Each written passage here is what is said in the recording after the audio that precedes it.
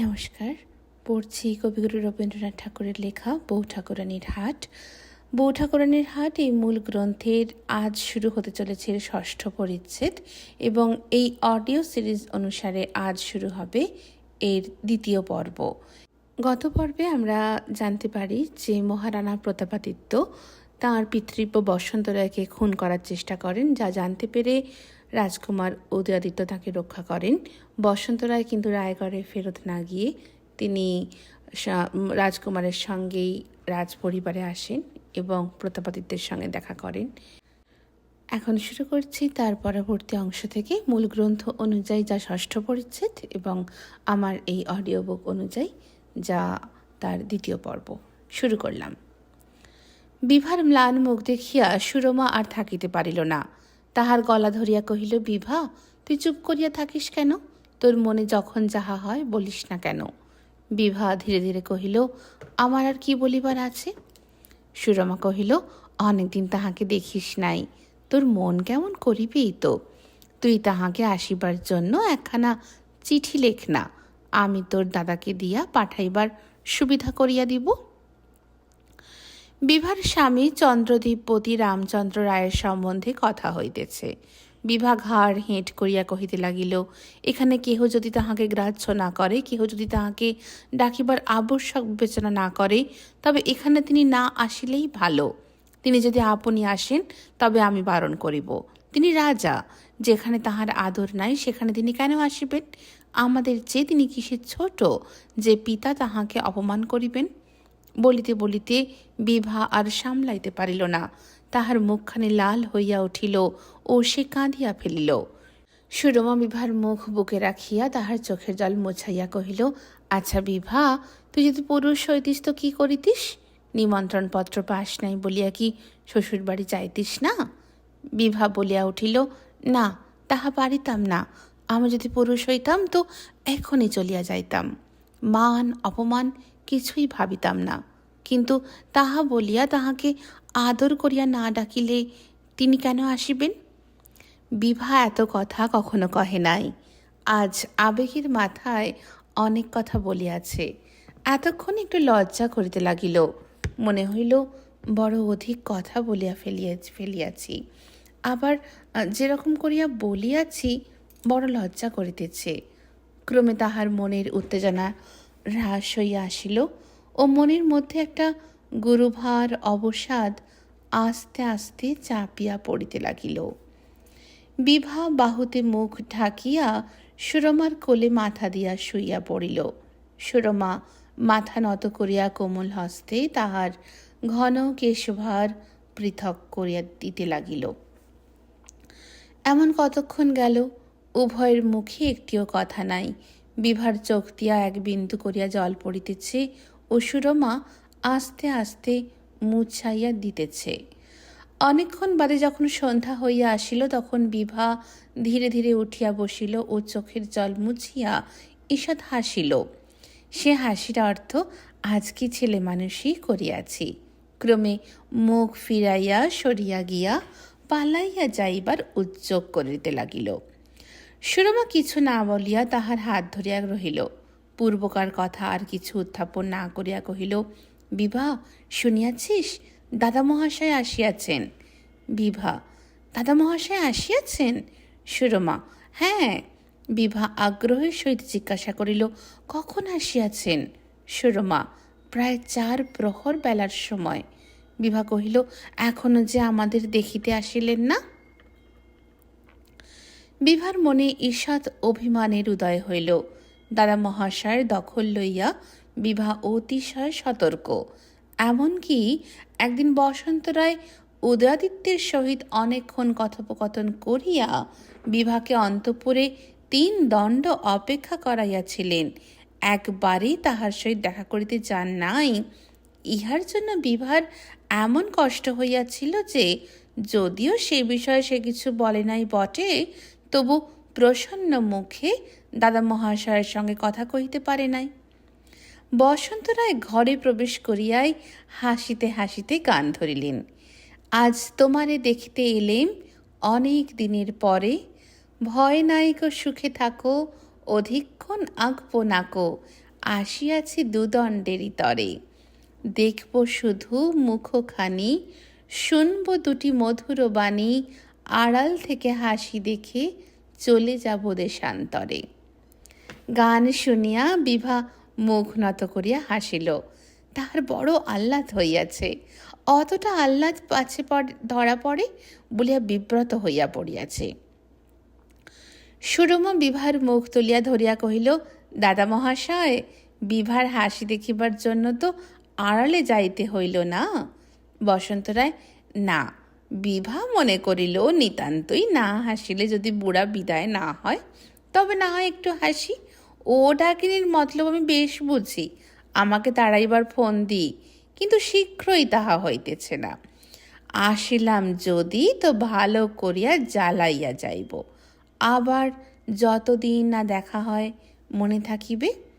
সুরমা হাসিয়া কহিল, দেখো দাদা মহাশয়, বিভা আমার কানে কানে বলিল যে মনে রাখানোই যদি অভিপ্রায় হয়, তবে যা জ্বালাইয়াছ তাহাই যথেষ্ট হইয়াছে, আর নতুন করিয়া জ্বালাইতে হইবে না। কথাটা শুনিয়া বসন্ত রায়ের বড়ই আমোদ বোধ হইল। তিনি হাসিতে লাগিলেন। বিভা অপ্রতিভ হইয়া উঠিল, না, আমি কখনো কথা বলি নাই, আমি কোনো কথাই কই নাই। সুরমা কহিল, দাদা মহাশয়, তোমার মনস্কামনা তো পূর্ণ হইল। তুমি হাসি দেখিতে চাহিলে, তাহা দেখিলে, কথা শুনিতে চাহিয়াছিলে, তাহাও শুনাইলাম, তবে এখন দেশান্তরে যাও।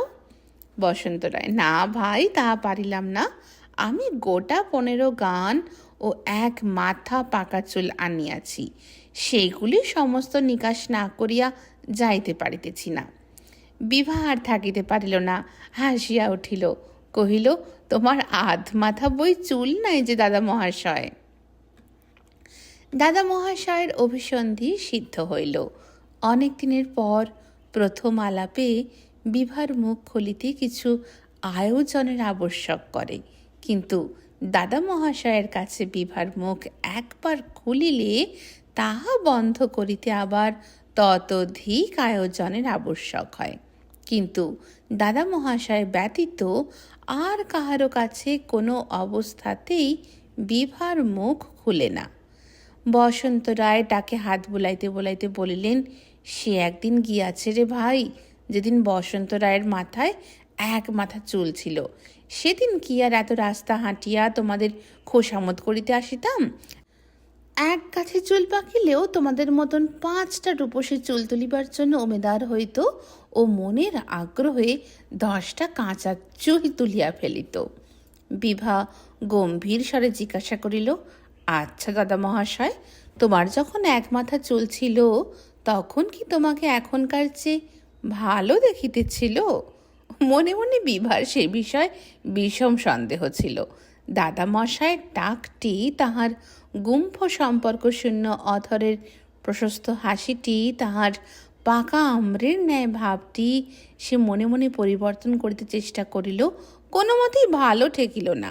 সে দেখিল সে টাকটি না দিলে তাহার দাদা মহাশয়কে কিছুতেই মানায় না, আর গোঁফ জুড়িয়া দিলে দাদা মহাশয়ের মুখখানি একেবারে খারাপ দেখিতে হইয়া যায়। এত খারাপ হইয়া যায় যে সে তাহা কল্পনা করিলে হাসি রাখিতে পারে না। দাদা মহাশয়ের আবার গোঁফ, দাদা মহাশয়ের আবার টাক নাই। বসন্ত রায় কহিলেন, সে বিষয়ে অনেক মতভেদ আছে। আমার নাতনিরা আমার টাক দেখিয়া মোহিত হয়, তাহারা আমার চুল দেখে নাই। আমার দিদিমারা আমার চুল দেখিয়া মোহিত হইতেন, তাহারা আমার টাক দেখেন নাই।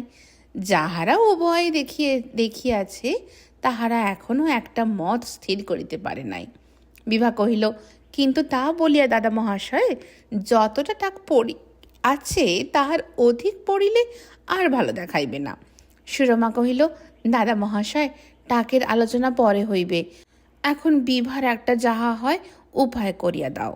বিভা তাড়াতাড়ি বসন্ত রায়ের কাছে গিয়া বলিয়া উঠিল, দাদা মহাশয়, আমি তোমার পাকা চুল তুলিয়া দিই। সুরমা, আমি বলি কি? বিভা, শোনো না দাদা মহাশয়, তোমার। সুরমা, বিভা চুপ কর, আমি বলি কি, তুমি গিয়ে একবার। বিভা, দাদা মহাশয়, তোমার মাথায় পাকা চুল ছাড়া যে আর কিছুই নেই, তুলে দিলে সমস্ত মাথায় টাক পড়বে। বসন্ত রায় কহিলেন, আমাকে যদি কথা শুনতে না দিস দিদি, আমাকে যদি বিরক্ত করিস তবে আমি রাগ হিন্দোল আলাপ করিব। বলিয়া তাহার ক্ষুদ্রায়তন সেতারটির কান মোচড়াইতে আরম্ভ করিলেন। হিন্দোল রাগের উপর বিভার বিশেষ বিদ্বেষ ছিল। বিভা কহিল, কি সর্বনাশ, তবে আমি পালাই, বলিয়া ঘর হইতে বাহির হইয়া গেল।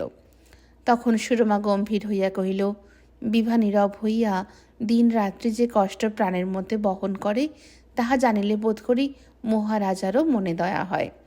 কেন কেন, তাহার কি হয়েছে, বলিয়া নিতান্ত আগ্রহের সহিত বসন্ত রায় সুরমার কাছে গিয়া বসিলেন। সুরমা কহিল, বৎসরের মধ্যে একটি দিন ঠাকুর জামাইকে নিমন্ত্রণ করিয়া পাঠাইতেও কাহারও মনে পড়ে না। বসন্ত রায় চিন্তা করিয়া কহিলেন, ঠিক কথাই তো। সুরমা কহিল, স্বামীর প্রতি এই অনাদর কয়জন মেয়ে সইতে পারে বলো তো? বিভা ভালো মানুষ, তাই কাহাকেও কিছু বলে না, আপনার মনে লুকাইয়া কাঁদে। বসন্ত রায় ব্যাকুল হইয়া বলিয়া উঠিলেন, আপনার মনে লুকাইয়া কাঁদে? সুরমা কহিল, আজ বিকেলে আমার কাছে কত কাঁদিতেছিল। বসন্ত রায়, বিভা আজ বিকেলে কাঁদিতেছিল? সুরমা, হাঁ। বসন্ত রায়, আহা, তাহাকে একবার ডাকিয়া আনো, আমি দেখি। সুরমা বিভাকে ধরিয়া আনিল। বসন্ত রায় তাহার চিবুক ধরিয়া কহিলেন, তুই কাঁদিস কেন দিদি? যখন তোর যা কষ্ট হয় তোর দাদা মহাশয়কে বলিস না কেন? তাহলে আমি আমার যথাসাধ্য করি। আমি এখনই যাই, প্রতাপকে বলিয়া আসি গে। বিভা বলিয়া উঠিল, দাদা মহাশয়, তোমার দুটি পায়ে পড়ি, আমার বিষয় বাবাকে কিছু বলিও না। দাদা মহাশয়, তোমার পায়ে পড়ি, যাইও না। বলিতে বলিতে বসন্ত বাহির হইয়া গেলেন। প্রতাপাদিত্যকে গিয়া কহিলেন, তোমার জামাতাকে অনেকদিন নিমন্ত্রণ করো নাই, ইহাতে তাহার প্রতি নিতান্ত অবহেলা প্রকাশ করা হইতেছে। যশোহর পতির জামাতাকে যতখানি সমাদর করা উচিত ততখানি সমাদর যদি তাহাকে না করা হয় তবে তাহাতে তোমারই অপমান, তাহাতে গৌরবের কথা কিছুই নাই। প্রতাপাদিত্য পিতৃব্যের কথায় কিছুমাত্র দ্বিরুক্তি করিলেন না। লোকসহ নিমন্ত্রণপত্র চন্দ্রদ্বীপে পাঠাইবার হুকুম হইল। অন্তঃপুরে বিভা সুরমার কাছে আসিয়া বসন্ত রায়ের সেতার বাজাইবার ধুম পড়িয়া গেল। মলিন মুখে ফুটুক হাসি, জুড়াক দুনয়ন। বিভা লজ্জিত হইয়া কহিল, দাদা মহাশয়, বাবার কাছে আমার কথা সমস্ত বলিয়াছ। বসন্ত রায় গান গাহিতে লাগিলেন, মলিন মুখে ফুটুক হাসি, জুড়াক দুনয়ন। মলিন বসন ছাড়ো সখী, পর আভরণ। বিভা সেতারের তারে হাত দিয়া সেতার বন্ধ করিয়া আবার কহিল, বাবার কাছে আমার কথা বলিয়াছ? এমন সময় উদয়াদিত্যের কনিষ্ঠ অষ্টম বর্ষীয় সমরাদিত্য ঘরের মধ্যে উঁকি মারিয়া বলিয়া উঠিল, হ্যাঁ দিদি, দাদা মহাশয়ের সহিত গল্প করিতেছ? আমি মাকে বলিয়া দিয়া আসিতেছি। এসো ভাই, ভাই এসো, বলিয়া বসন্ত রায় তাহাকে পাকড়াও করিলেন। রাজপরিবারের বিশ্বাস এই যে বসন্ত রায় ও সুরমায় মিলিয়া উদয়াদিত্যের সর্বনাশ করিয়াছে। এই নিমিত্ত বসন্ত রায় আসিলে সামাল সামাল পড়িয়া যায়। সমরাদিত্য বসন্ত রায়ের হাত ছাড়াইবার জন্য টানা হ্যাঁচড়া আরম্ভ করিল। বসন্ত রায় তাহাকে সেতার দিয়া, তাহাকে কাঁধে চড়াইয়া, তাহাকে চশমা পরাইয়া দুই দণ্ডের মধ্যে এমনই বশ করিয়া লইলেন যে সমস্ত দিন দাদা মহাশয়ের পশ্চাৎ পশ্চাৎ ফিরিতে লাগিল ও অনবরত সেতার বাজাইয়া তাহার সেতারের 5টা তার ছিঁড়িয়া দিল ও মেজরাপ কাড়িয়া লইয়া আর দিল না। চন্দ্রদ্বীপের রাজা রামচন্দ্র রায় তাহার রাজকক্ষে বসিয়াছেন। ঘরটি অষ্টকোণ, কড়ি হইতে কাপড়ে মোড়া ঝাড় ঝুলিতেছে। দেওয়ালের কুলুঙ্গির মধ্যে একটাতে গণেশের ও বাকিগুলিতে শ্রীকৃষ্ণের নানা অবস্থার প্রতিমূর্তি স্থাপিত। সেগুলি বিখ্যাত কারিগর বটবৃষ্ণ কুম্ভকারের স্বহস্তে গঠিত। চারিদিকে চাদর পড়িয়াছে, মধ্যস্থলে জরিখচিত মছলন্দের গদি, তাহার উপর একটি রাজা ও একটা তাকিয়া, তাহার চারিকোণে জরির ঝালর। দেওয়ালের চারিদিকে দেশি আয়না ঝুলানো, তাহাতে মুখ ঠিক দেখা যায় না। রাজার চারিদিকে যে সকল মনুষ্য আয়না আছে তাহাতেও তিনি মুখ ঠিক দেখিতে পান না। শরীরের পরিমাণ অত্যন্ত বড় দেখায়। রাজার বাম পার্শ্বে এক প্রকাণ্ড আলবোলা ও মন্ত্রী হরিশঙ্কর, রাজার দক্ষিণে রমাই ভাঁড় ও চশমা পরা সেনাপতি ফার্নান্ডিস। রাজা বলিলেন, ওহে রমাই। রমাই বলিল, আজ্ঞে মহারাজ। রাজা হাসিয়া আকুল। মন্ত্রী রাজার অপেক্ষা অধিক হাসিলেন। ফার্নান্ডিস হাততালি দিয়া হাসিয়া উঠিল। সন্তোষে রমাইয়ের চোখ মিটমিট করিতে লাগিল। রাজা ভাবেন, রমাইয়ের কথায় না হাসিলে বুঝি অরসিকতা প্রকাশ পায়। মন্ত্রী ভাবেন, রাজা হাসিলে হাসা কর্তব্য। ফার্নান্ডিস ভাবে, অবশ্যই হাসিবার কিছু আছে বোধ হয়। তাহা ছাড়া যে দুর্ভাগ্য রমাই ঠোঁট খুলিলে দৈবাত না হাসে, রমাই তাহাকে কাঁদাইয়া ছাড়ে। নহিলে রমাইয়ার মানধাতার সমবয়স্ক ঠাট্টাগুলি শুনিয়া অল্প লোকই আমোদে হাসে। তবে ভয় ও কর্তব্যজ্ঞানে সকলেরই বিষম হাসি পায়, রাজা হইতে আরম্ভ করিয়া দাঁড়ি পর্যন্ত।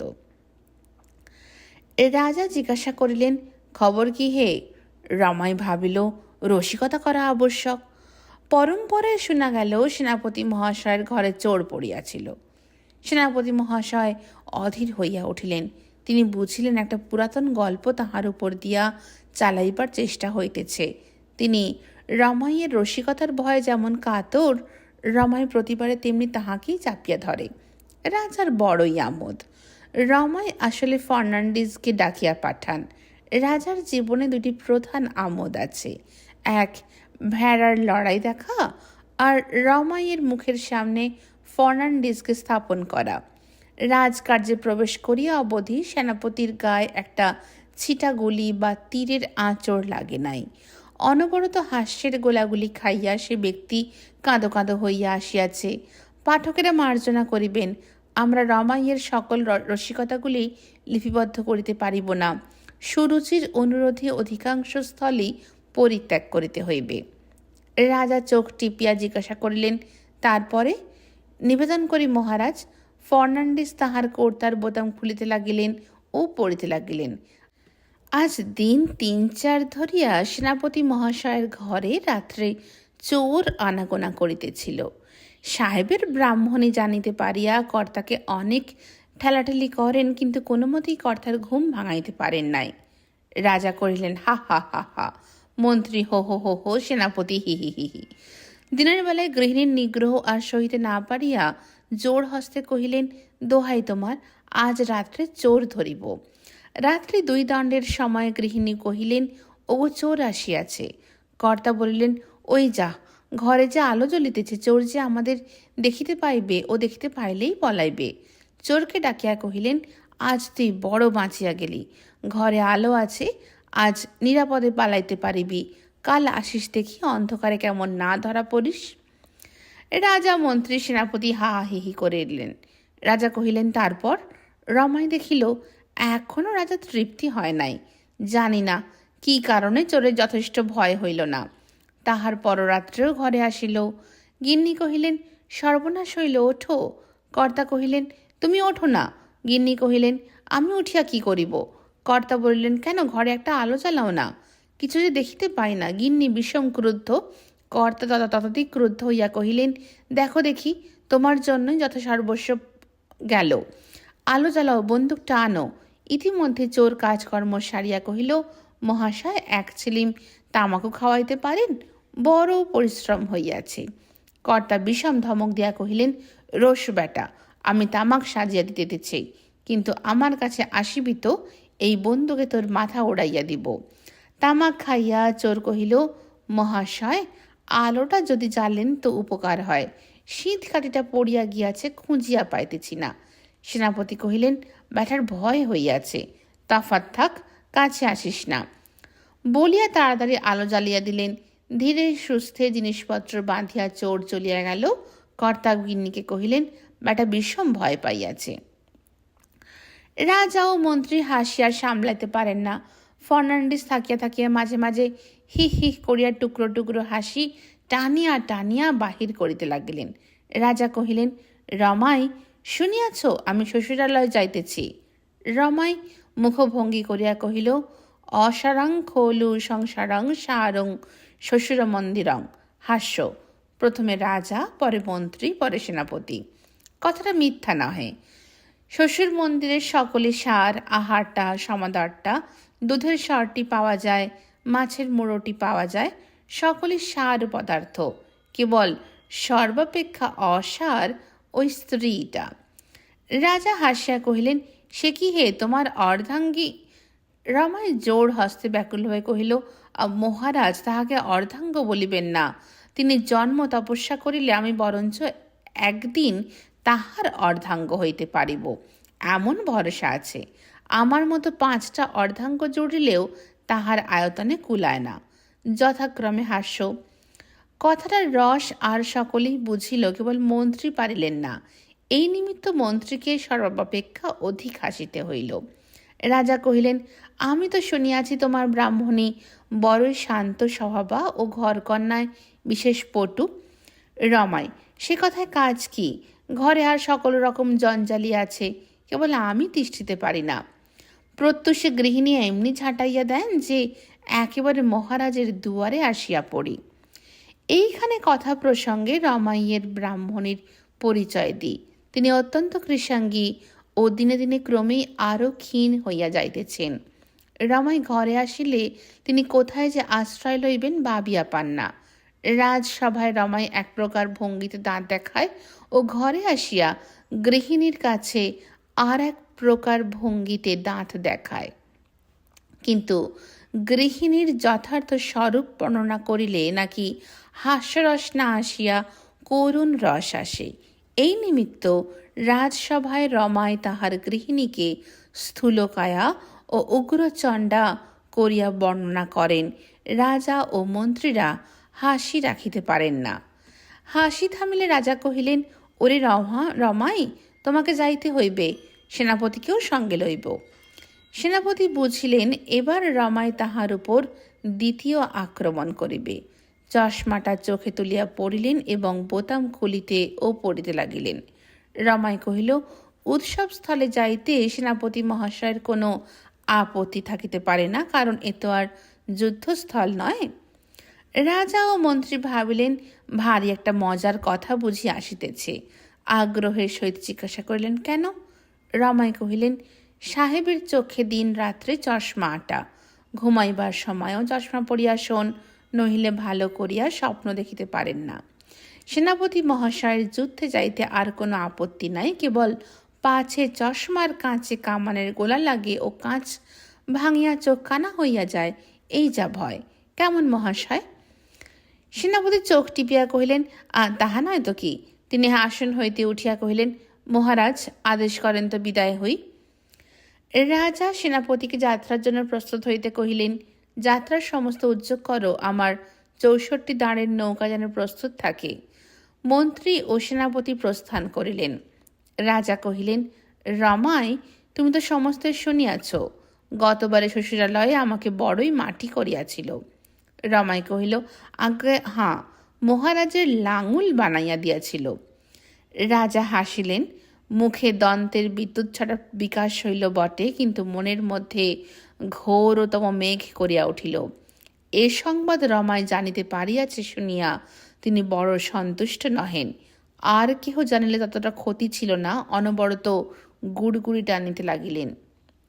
রমাই কহিল, আপনার এক শ্যালক আসিয়া আমাকে কহিলেন, বাসর ঘরে তোমাদের রাজার লেজ প্রকাশ পাইয়াছে।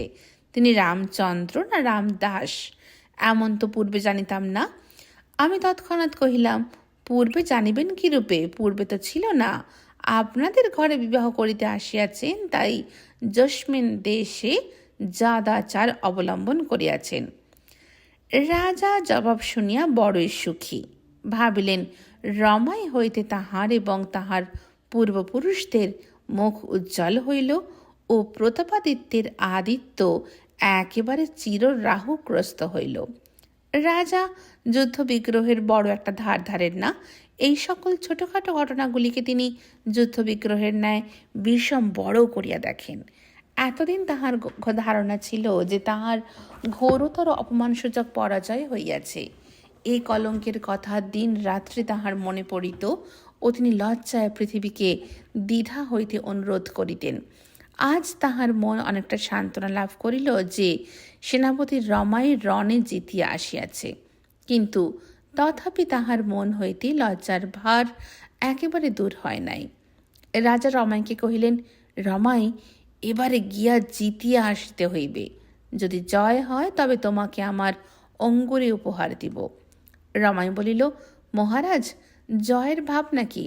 রমাইকে যদি অন্তঃপুরে লইয়া যাইতে পারেন তবে স্বয়ং শাশুড়ি ঠাকুরানীকে পর্যন্ত মনের সাধে ঘোল পান করাইয়া আসিতে পারি। রাজা কহিলেন, আর তাহার আর কি ভাবনা, তোমাকে আমি অন্তঃপুরে লইয়া যাইব। রমাই কহিল, আপনার অসাধ্য কি আছে? রাজারও তাহাই বিশ্বাস, তিনি কি না করিতে পারেন। অনুগত বর্গের কেহ যদি বলে মহারাজের জয় হোক, সেবকের বাসনা পূর্ণ করুন। মহামহিম রামচন্দ্র রায় তৎক্ষণাৎ বলেন, হ্যাঁ, তাহাই হইবে। কেহ যেন মনে না করে এমন কিছু কাজ আছে যাহা তাহা দ্বারা হইতে পারে না। তিনি স্থির করিলেন, রমাই ভাঁড়কে প্রতাপাদিত্যের অন্তঃপুরে লইয়া যাইবেন, স্বয়ং মহিষী মাতার সঙ্গে বিদ্রূপ করাইবেন, তবে তাহার নাম রাজা রামচন্দ্র রায়। এত বড় মহৎ কাজটা যদি তিনি না করিতে পারিলেন, তবে আর তিনি কিসের রাজা? চন্দ্রদ্বীপাধিপতি রামমোহন মালকে ডাকিয়া পাঠাইলেন। রামমোহন মাল পরাক্রমে ভীমের মতন ছিল। শরীর প্রায় 4.5 হাত লম্বা, সমস্ত শরীরে মাংসপেশি তরঙ্গিত। সে স্বর্গীয় রাজার আমলের লোক। রামচন্দ্রকে বাল্যকাল হইতে পালন করিয়াছে। রমাইকে সকলেই ভয় করে। রমাই যদি কাহাকেও ভয় করে তো সে এই রামমোহন। রামমোহন রমাইকে অত্যন্ত ঘৃণা করিত। রমাই তাহার ঘৃণার দৃষ্টিতে কেমন আপনা আপনি সংকুচিত হইয়া পড়িত। রামমোহনের দৃষ্টি এড়াইতে পারিলে সে ছাড়িত না। রামমোহন আসিয়া দাঁড়াইল। রাজা কহিলেন, তাহার সঙ্গে 50 জন অনুচর যাইবে। রামমোহন তাহাদিগের সর্দার হইয়া যাইবে। রামমোহন কহিল, যে আজ্ঞা। রমাই ঠাকুর যাইবেন কি? বিড়াল চক্ষু খর্বাকৃতি রমাই ঠাকুর সংকুচিত হইয়া পড়িল। যশোহর রাজবাটিতে আজ কর্মচারীরা ভারী ব্যস্ত। জামাতা আসিবে, নানা প্রকার উদ্যোগ করিতে হইতেছে। আহারাদির বিস্তৃত আয়োজন হইতেছে। চন্দ্রদ্বীপের রাজবংশ যশোহরের তুলনায় যে নিতান্ত অকিঞ্চিতকর, সেই বিষয়ে প্রতাপাদিত্যের সহিত মহিষীর কোনো মতান্তর ছিল না। তথাপি জামাতা আসিবে বলিয়া আজ তাহার অত্যন্ত আহ্লাদ হইয়াছে। প্রাতঃকাল হইতেই বিভাগে তিনি স্বহস্তে সাজাইতে আরম্ভ করিয়াছেন। বিভা বিষম গোলযোগে পড়িয়াছে, কারণ সাজাইবার পদ্ধতি সম্বন্ধে বয়স্কা মাতার সহিত দুহিতার নানা বিষয়ে রুচিভেদ আছে। কিন্তু হইলে হয় কি, বিভারে কি সে ভালো হয়? মহিষী তাহা অবশ্য ভালো বুঝবেন। বিভার মনে মনে ধারণা ছিল, 3 গাছি করিয়া পাতলা ফিরোজ রঙের চুড়ি পরিলে তাহার শুভ্র কচি হাত 2খানি বড় মানাইবে। মহিষী তাহাকে সোনার 8 গাছা মোটা চুড়ি ও হীরার 1 গাছা বৃহদাকার বালা পরাইয়া এত অধিক আনন্দিত হইয়া উঠিলেন যে সকলকে দেখাইবার জন্য বাড়ির সমুদায় বৃদ্ধা দাসী ও বিধবা পিসিদিগকে ডাকিয়া পাঠাইলেন। বিভা জানিত যে তাহার ছোট্ট সুকুমার মুখখানিতে নথ কোনো মতেই মানায় না, কিন্তু মহিষী তাহাকে একটা বড় নথ পরাইয়া তাহার মুখখানি একবার দক্ষিণ পার্শ্বে একবার বাম পার্শ্বে ফিরাইয়া গর্ব সহকারে নিরীক্ষণ করিতে লাগিলেন। ইহাতেও বিভা চুপ করিয়াছিল, কিন্তু মহিষী যে ছাঁদে তাহার চুল বাঁধিয়া দিলেন তাহা তাহার একেবারে অসহ্য হইয়া উঠিল। সে গোপনে সুরমার কাছে গিয়া মনের মতো চুল বাঁধিয়া আসিল, কিন্তু তাহা মহিষীর নজর এড়াইতে পারিল না। মহিষী দেখিলেন কেবল চুল বাঁধার দোষে বিভার সমস্ত সাজ মাটি হইয়া গিয়াছে। তিনি স্পষ্ট দেখিতে পাইলেন সুরমা হিংসা করিয়া বিভার চুল বাঁধা খারাপ করিয়া দিয়াছে। সুরমার হীন উদ্দেশ্যের প্রতি বিভার চোখ ফুটাইতে চেষ্টা করিলেন। অনেকক্ষণ বকিয়া যখন স্থির করিলেন যে কৃতকার্য হইয়াছেন, তখন তাহার চুল খুলিয়া পুনরায় বাঁধিয়া দিলেন। এই রূপে বিভা তাহার খোঁপা, তাহার নথ, তাহার 2 বাহুপূর্ণ চুড়ি, তাহার এক হৃদয়পূর্ণ আনন্দের ভার বহন করিয়া নিতান্ত বিব্রত হইয়া পড়িয়াছে। সে বুঝিতে পারিয়াছে যে দুরন্ত আহ্লাদকে কোনো মতেই সে কেবলই অন্তঃপুরে বদ্ধ করিয়া রাখিতে পারিতেছে না। চোখে মুখে সে কেবলই বিদ্যুতের মতন উঁকি মারিয়া যাইতেছে। তাহার মনে হইতেছে বাড়ির দেওয়ালগুলো পর্যন্ত তাহাকে উপহাস করিতে উদ্যত রহিয়াছে। যুবরাজ উদয়াদিত্য আসিয়া গভীর স্নেহপূর্ণ প্রশান্ত আনন্দের সহিত বিভার সলজ্জ হর্ষপূর্ণ মুখখানি দেখিলেন। বিভার হর্ষ দেখিয়া তাহার এমনই আনন্দ হইল যে গৃহে গিয়া সস্নেহে মৃদুহাস্যে সুরমাকে চুম্বন করিলেন। সুরমা জিজ্ঞাসা করিল, কি? উদয়াদিত্য কহিলেন, কিছুই না। এমন সময় বসন্ত রায় জোর করিয়া বিভাকে টানিয়া ঘরের মধ্যে আনিয়া হাজির করিলেন। চিবুক ধরিয়া তাহার মুখ তুলিয়া ধরিয়া কহিলেন, দেখো দাদা, আজ একবার তোমাদের বিভার মুখখানি দেখো। সুরমা, ও সুরমা, একবার দেখে যাও। আনন্দে গদগদ হইয়া বৃদ্ধ হাসিতে লাগিলেন। বিভার মুখের দিকে চাহিয়া কহিলেন, আহ্লাদ হয়তো ভালো করেই হাস না ভাই, দেখি হাসিরে পায়ে ধরে রাখিবি কেমন করে। হাসির সে প্রাণের স্বাদ, ওই অধরে খেলা করে।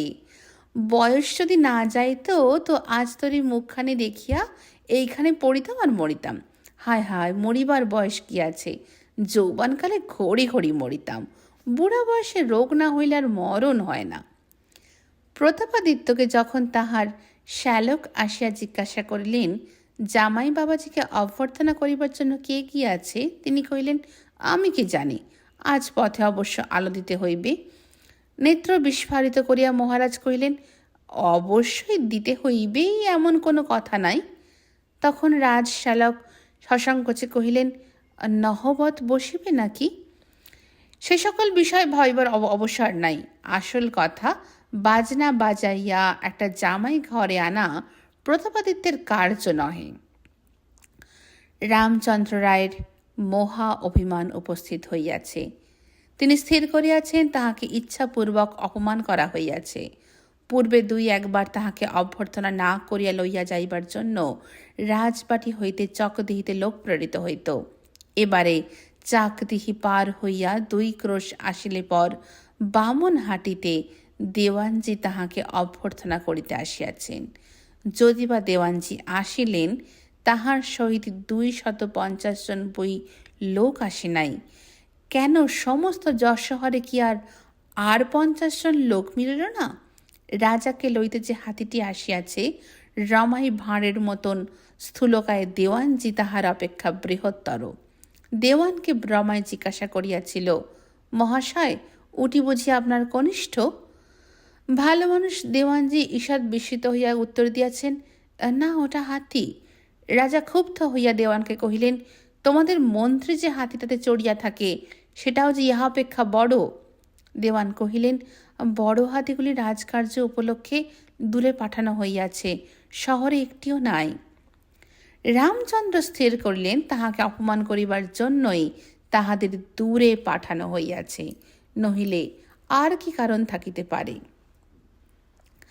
রাজাধিরাজ রামচন্দ্র রায় আরক্তিম হইয়া শ্বশুরের নাম ধরিয়া বলিয়া উঠিলেন, প্রতাপাদিত্য রায়ের চেয়ে আমি কিসের ছোট? রমাই ভাঁড় কহিল, বয়সে আর সম্পর্কে, নহিলে আর কিসে? তাহার মেয়েকে যে আপনি বিবাহ করিয়াছেন, ইহাতেই। কাছে রামমোহন মাল দাঁড়াইয়াছিল, তাহার আর সহ্য হইল না। বিষম ক্রুদ্ধ হইয়া বলিয়া উঠিল, দেখো ঠাকুর, তোমার বড় বাড় বাড়িয়াছে। আমার মা ঠাকুরনের কথা অমন করিয়া বলিও না, এই স্পষ্ট কথা বলিলাম। প্রতাপাদিত্যকে লক্ষ্য করিয়া রমাই কহিল, অমন ঢের ঢের আদিত্য দেখিয়াছি, জানেন তো মহারাজ, আদিত্যকে যে ব্যক্তি বগলে ধরিয়া রাখিতে পারে, সে ব্যক্তি রামচন্দ্রের দাস। রাজা মুখ টিপিয়া হাসিতে লাগিলেন। রামমোহন তখন ধীর পদক্ষেপে রাজার সম্মুখে আসিয়া জোর হস্তে কহিল, মহারাজ, ওই বামনা যে আপনার শ্বশুরের নামে যাহা ইচ্ছা তাহাই বলিবে, ইহা তো আমার সহ্য হয় না। বলেন তো উহার মুখ বন্ধ করি। রাজা কহিলেন, রামমোহন তুই থাম। তখন রামমোহন সেখান হইতে দূরে চলিয়া গেল। রামচন্দ্র সেদিন বহু সহস্র খুঁটিনাটি পর্যালোচনা করিয়া স্থির করিলেন, প্রতাপাদিত্য তাহাকে অপমান করিবার জন্য বহুদিন ধরিয়া বিস্তর আয়োজন করিয়াছেন। অভিমানে তিনি নিতান্ত স্ফীত হইয়া উঠিয়াছেন, স্থির করিয়াছেন প্রতাপাদিত্যের কাছে এমন মূর্তি ধারণ করিবেন যাহাতে প্রতাপাদিত্য বুঝিতে পারেন যে তাহার জামাতা কত বড় লোক। যখন প্রতাপাদিত্যের সহিত রামচন্দ্রের দেখা হইল, তখন প্রতাপাদিত্য রাজকক্ষে তাহার মন্ত্রীর সহিত উপবিষ্ট ছিলেন। প্রতাপাদিত্যকে দেখিবা মাত্রই রামচন্দ্র নত মুখে ধীরে ধীরে আসিয়া তাহাকে প্রণাম করিলেন। প্রতাপাদিত্য কিছুমাত্র উল্লাস বা ব্যস্ত ভাব প্রকাশ না করিয়া শান্তভাবে কহিলেন, এসো, ভালো আছো তো? রামচন্দ্র মৃদুস্বরে কহিলেন, আগে হ্যাঁ। মন্ত্রীর দিকে চাহিয়া প্রতাপাদিত্য কহিলেন, ভাঙামাথি পরগনার তহসিলদারের নামে যে অভিযোগ আসিয়াছে, তাহার কোনো তদন্ত করিয়াছ? মন্ত্রী দীর্ঘ এক কাগজ বাহির করিয়া রাজার হাতে দিলেন। রাজা পড়িতে লাগিলেন।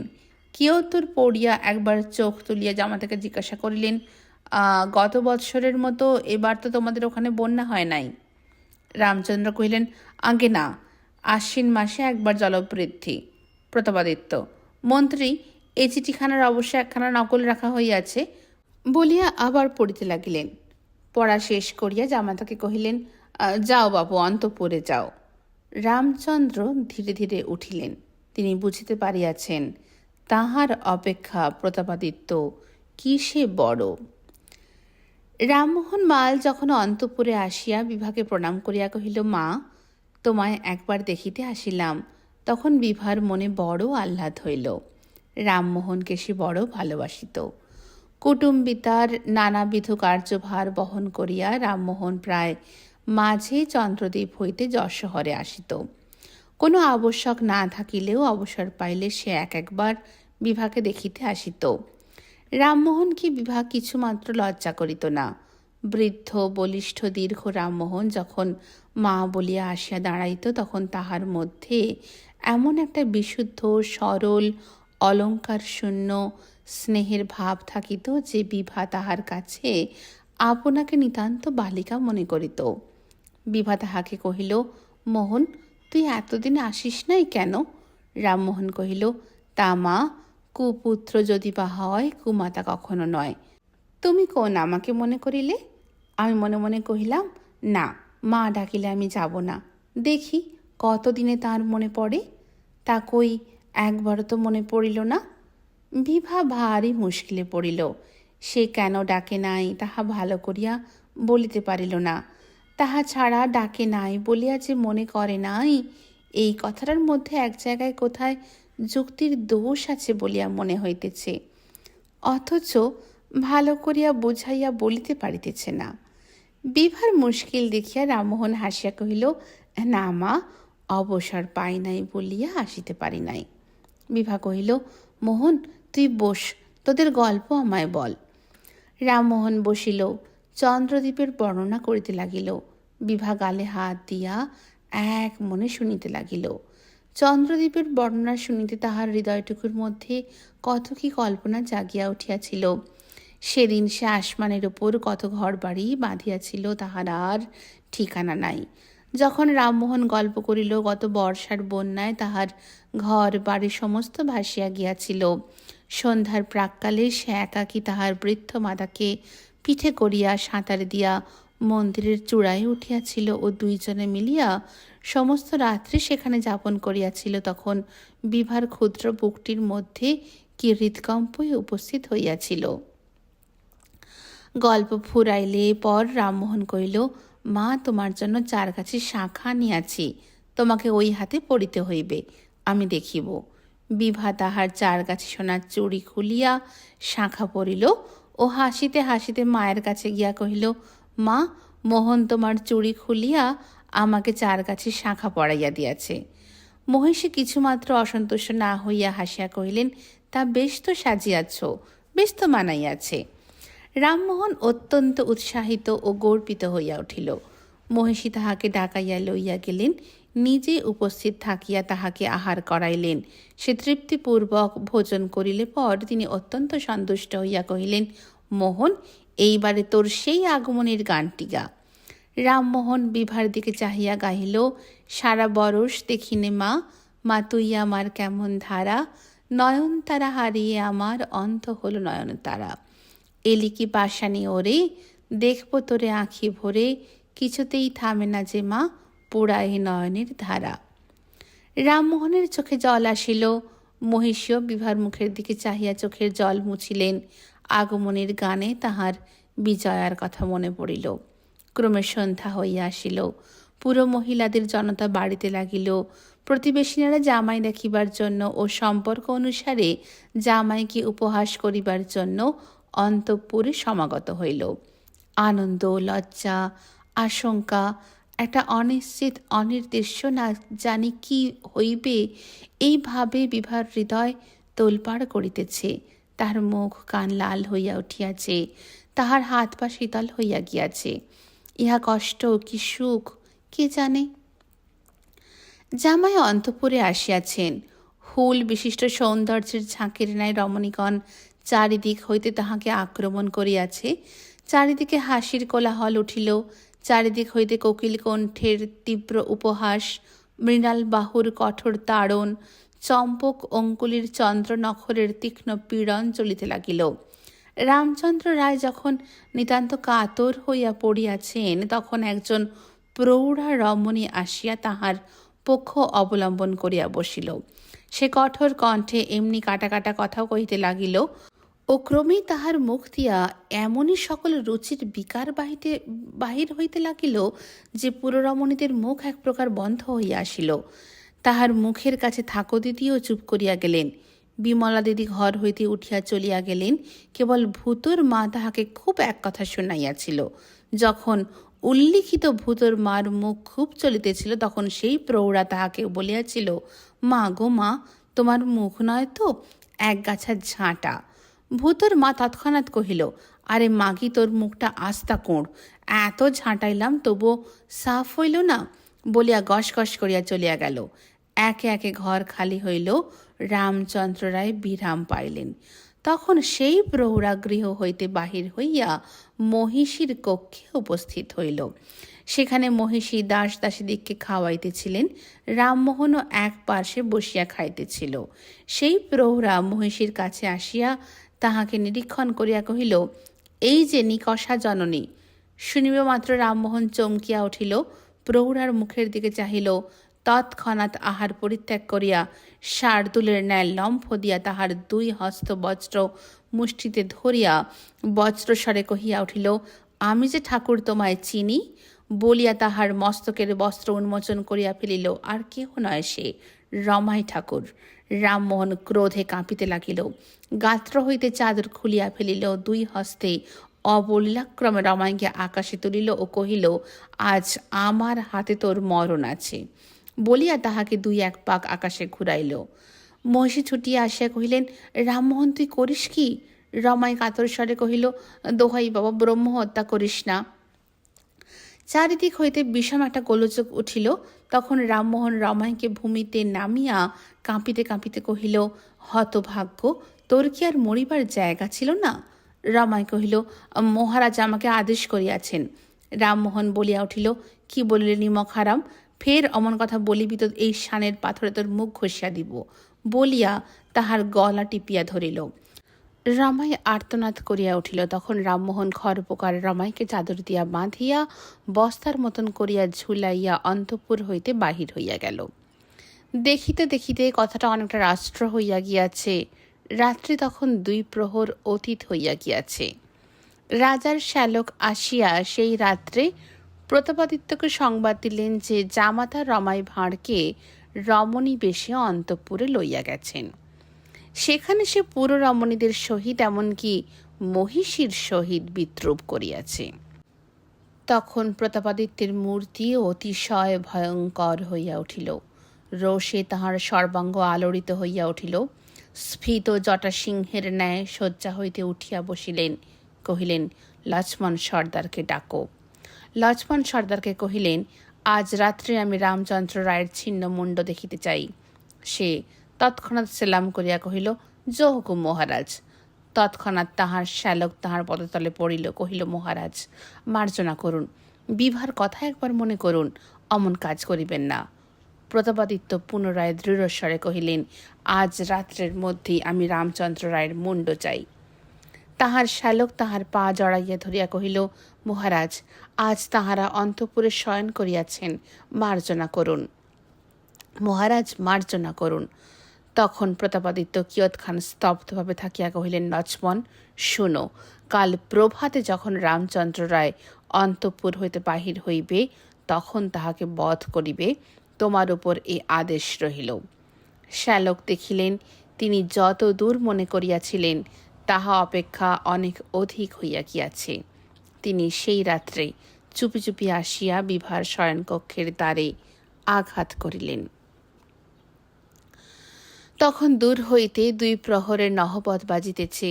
নিস্তব্ধ রাত্রে সেই নহবতের শব্দ জ্যোৎস্নার সহিত, দক্ষিণা বাতাসের সহিত মিশিয়া ঘুমন্ত প্রাণের মধ্যে স্বপ্ন সৃষ্টি করিতেছে। বিভার শয়নকক্ষের মুক্ত বাতায়ন ভেদ করিয়া জ্যোৎস্নার আলো বিছানায় আসিয়া পড়িয়াছে। রামচন্দ্র রায় নিদ্রায় মগ্ন। বিভা উঠিয়া বসিয়া চুপ করিয়া গালে হাত দিয়া ভাবিতেছে। জ্যোৎস্নার দিকে চাহিয়া তাহার চোখ দিয়া 2-1 বিন্দু অশ্রু ঝরিয়া পড়িতেছিল। বুঝি যেমনটি কল্পনা করিয়াছিল ঠিক তেমনটি হয় নাই। তাহার প্রাণের মধ্যে কাঁদিতেছিল। এতদিন যাহার জন্য অপেক্ষা করিয়াছিল, সেদিন তো আজ আসিয়াছে। রামচন্দ্র রায় শয্যায় শয়ন করিয়া অবধি বিভার সহিত একটিও কথা কন নাই। প্রতাপাদিত্য তাহাকে অপমান করিয়াছে, তিনি প্রতাপাদিত্যকে অপমান করিবেন কি করিয়া? না বিভাকে অগ্রাহ্য করিয়া। তিনি জানাইতে চান, তুমি তো যশোহরের প্রতাপাদিত্যের মেয়ে, চন্দ্রাধিপতি রাজা রামচন্দ্র রায়ের পাশে কি তোমাকে সাজে?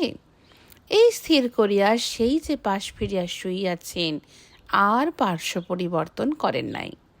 যত মান অভিমান সমস্তই বিভার প্রতি। বিভা জাগিয়া বসিয়া ভাবিতেছে।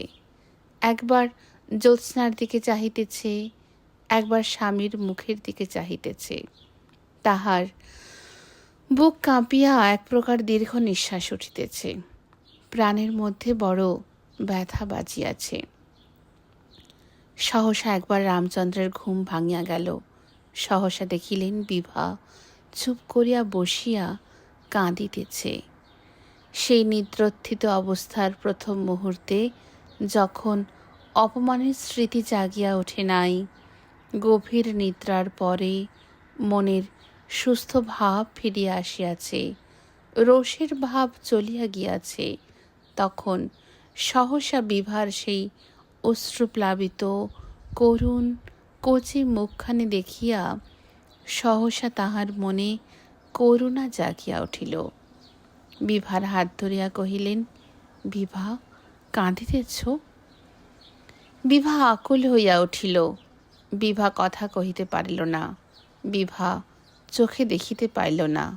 বিভা শুইয়া পড়িল। তখন রামচন্দ্র রায় উঠিয়া বসিয়া ধীরে ধীরে বিভার মাথাটি লইয়া কোলের উপর রাখিলেন। তাহার অশ্রুজল মুছাইয়া দিলেন। এমন সময় দ্বারে কে আঘাত করিল। রামচন্দ্র বলিয়া উঠিলেন, কেও? বাহির হইতে উত্তর আসিল, অবিলম্বে দ্বার খোলো। রামচন্দ্র রায় শয়নকক্ষের দ্বার উদ্ঘাটন করিয়া বাহিরে আসিলেন। রাজশ্যালক রমাপতি কহিলেন, বাবা এখনই পালাও, মুহূর্ত বিলম্ব করিও না।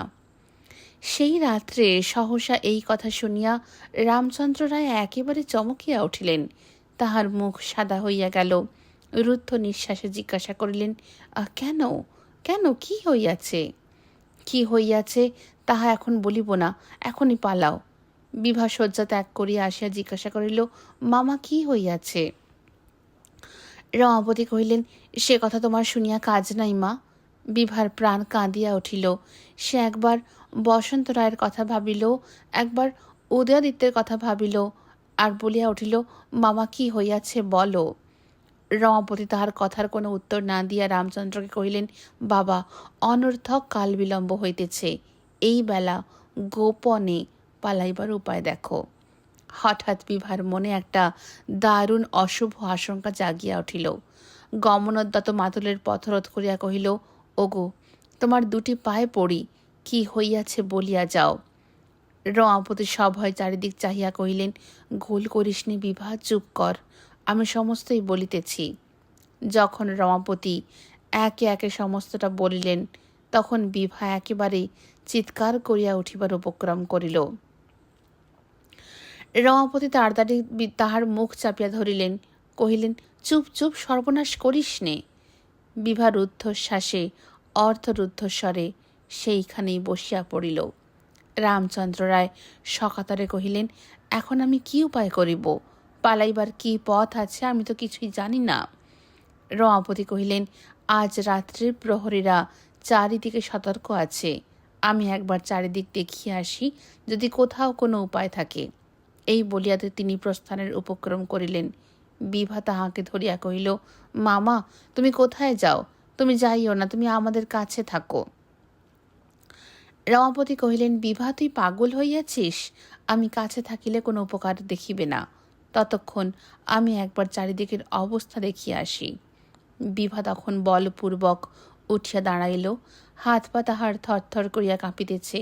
কহিল, মামা, তুমি আর একটু এইখানে থাকো, আমি একবার দাদার কাছে যাই। বলিয়া বিভা তাড়াতাড়ি উদয়াদিত্যের শয়নকক্ষে গিয়া উপস্থিত হইল। তখন ক্ষীণ চন্দ্র অস্ত যায় যায়, চারিদিকে অন্ধকার হইয়া আসিতেছে, কোথাও কোনো সাড়া শব্দ নাই। রামচন্দ্র রায় তাহার শয়নকক্ষের দ্বারে দাঁড়াইয়া দেখিলেন, দুই পার্শ্বে রাজ অন্তঃপুরের শ্রেণীবদ্ধ কক্ষে দ্বার রুদ্ধ, সকলে নিঃশঙ্ক চিত্তে ঘুমাইতেছে। সম্মুখের প্রাঙ্গণে চারিদিকের ভিত্তির ছায়া পড়িয়াছে ও তাহার পার্শ্বে একটুখানি জ্যোৎস্না এখনও অবশিষ্ট রহিয়াছে। ক্রমে সেটুকুও মিলাইয়া গেল। অন্ধকার এক পা করিয়া সমস্ত জগৎ দখল করিয়া লইল।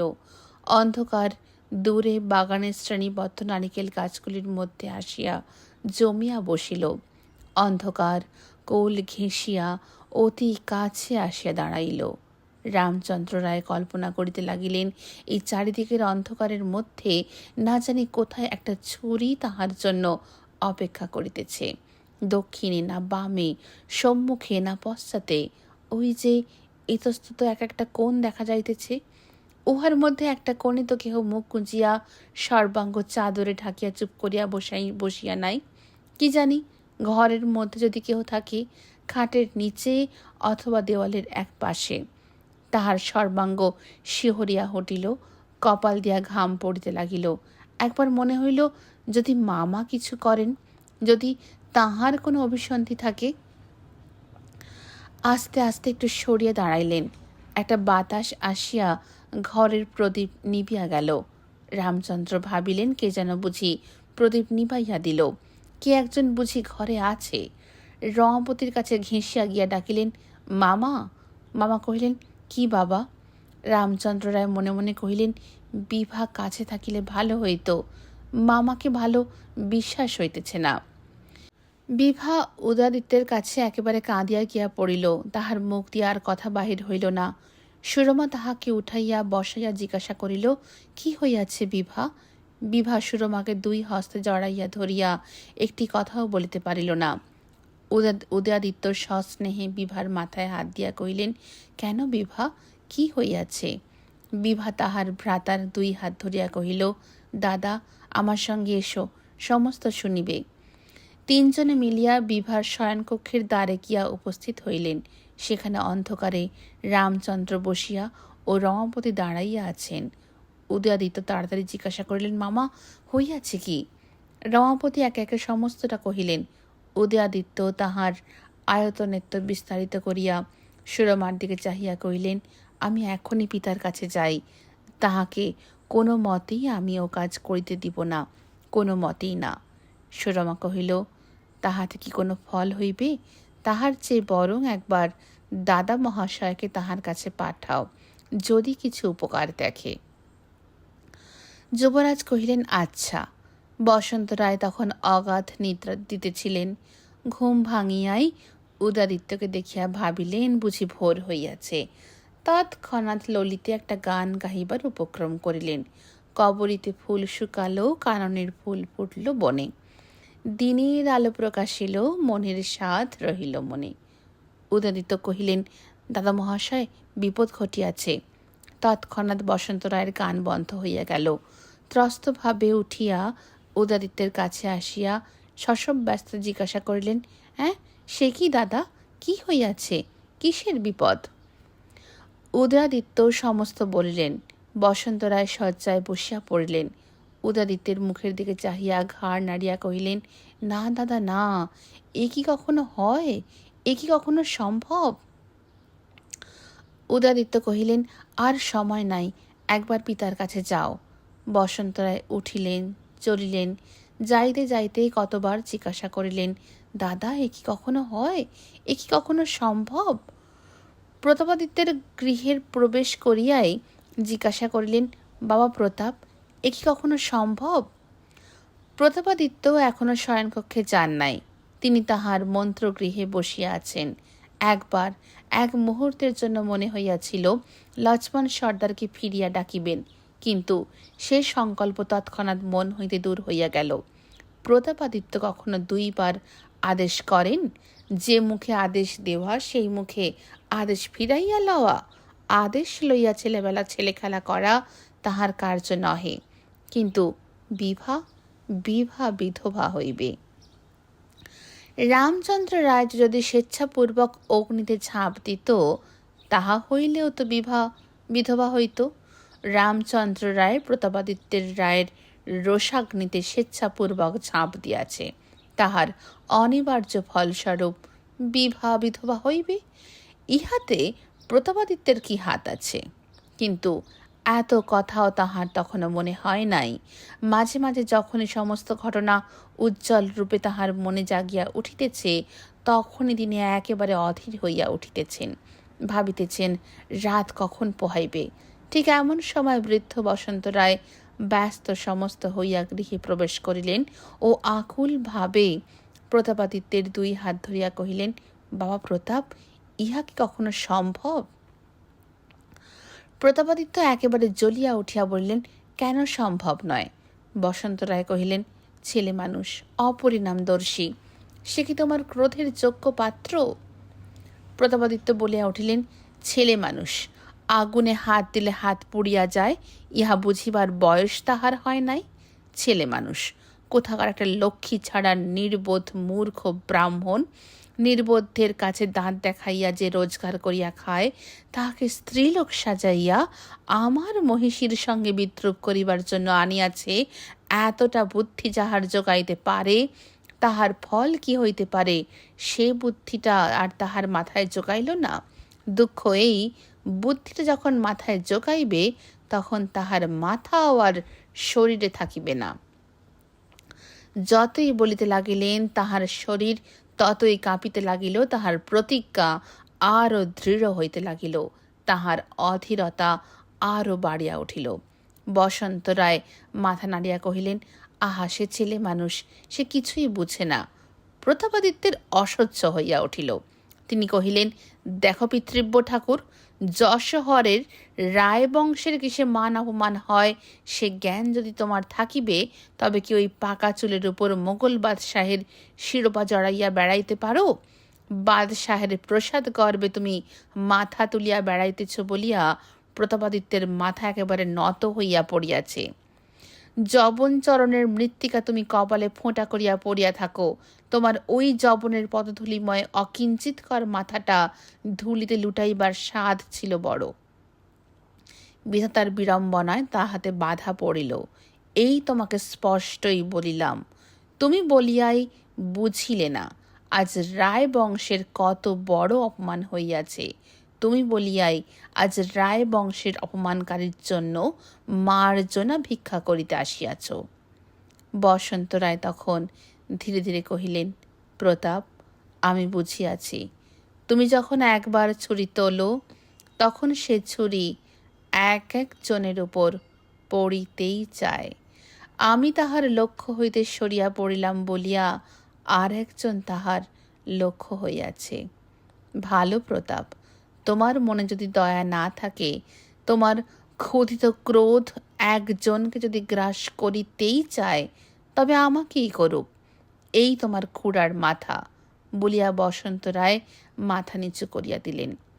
ইহা লইয়া যদি তোমার তৃপ্তি হয় তবে লও, ছুরি আনো।